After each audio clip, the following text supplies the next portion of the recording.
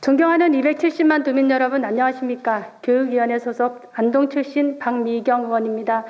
본 의원은 어린이집 급식 식재료의 방사선 물질, 중금속, 잔류 농약 등 인체 유해 요소로부터 안전한 식재료 사용에 관한 시책 마련을 촉구하고자 이 자리에 섰습니다. 지난 4월 13일 일본 정부는 후쿠시마 원전 부지 내에 보관 중인 방사능 오염수를 방류하겠다고 결정한 사안들 다들 아실 겁니다. 이에 경상북도 의회와 경북도청은 각각 규탄 성명을 발표하고 다방면으로 대응책을 마련하고 있습니다.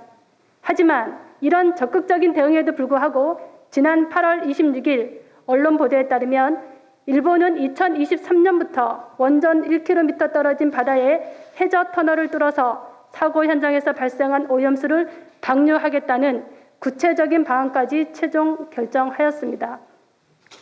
방사성 물질 반감기가 지나기도 전에 전 세계가 함께 공유하는 바다에 원전 오염수를 별도 정화 처리 없이 단순 희석으로 방류한다는 것이 얼마나 무책임한 결정인지 통탄하지 않을 수 없습니다. 그간 일본의 태도를 고려한다면 주변 국가 협의 없는 무단 방류의 가능성도 매우 높아지고 있습니다. 일본의 원전 오염수가 정화되지 않고 바다에 무단으로 방류된다면 동해안을 끼고 있는 우리 경북은 엄청난 위협을 받게 됩니다. 이는 어업인들의 생계뿐만 아니라 우리 도민 전체의 생존권을 위협하는 행위입니다.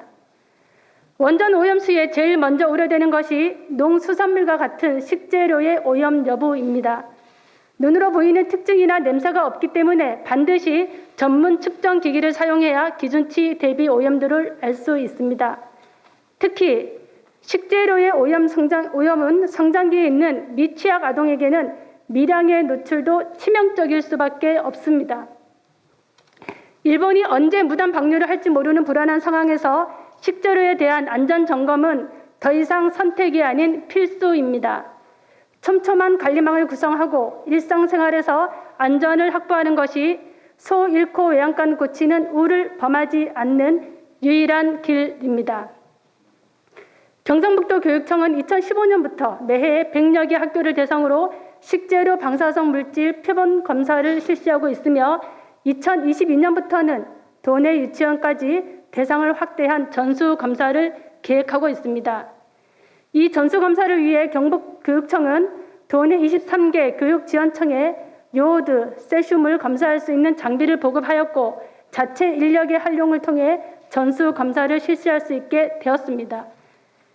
반면 우리 도청 관할의 보육시설인 국공립, 민간 가정, 직장 어린이집은 어린이집 식재료에 대한 방사성 물질 검사가 전혀 이루어지지 않고 있는 것으로 파악되었습니다. 그나마 관련된 것이 어린이 급식 지원센터를 통해 영양지도, 위생점검, 조리원 교육 등의 기본적인 점검만 이루어지고 있습니다. 또한 영천에 있는 보건환경연구원에서 식품의 잔류 농약, 중금속, 방사성 물질을 검사할 수 있는 장비, 시설, 인력이 있습니다만 그동안 활용하지 않았다는 것이 참으로 안타깝습니다. 그마저 있는 장비와 인력도 경북 전체를 관리하기는 부족하고 열악한 것이 현실입니다. 안타깝게도 영유아 시설의 급식에 대하여 유해 물질을 검사하는 법령은 아직까지 없습니다. 하지만 법령의 기준이 없다 하여 위협적인 상황에 대한 도민의 건강권 보호 책무가 없는 것은 아닐 것입니다. 영유아가 성인보다 방사능에 20배 이상 취약하다는 점을 고려한다면 본 의원은 어린이집 급식에 대하여 방사선 물질 등 유해 요소에부터 안전한 식재료의 사용이 이루어질 수 있도록 보건환경연구원과 23개 시군 어린이 급식 지원센터에 필요한 인력, 장비, 예산 등을 수반해 줄 것을 요청합니다.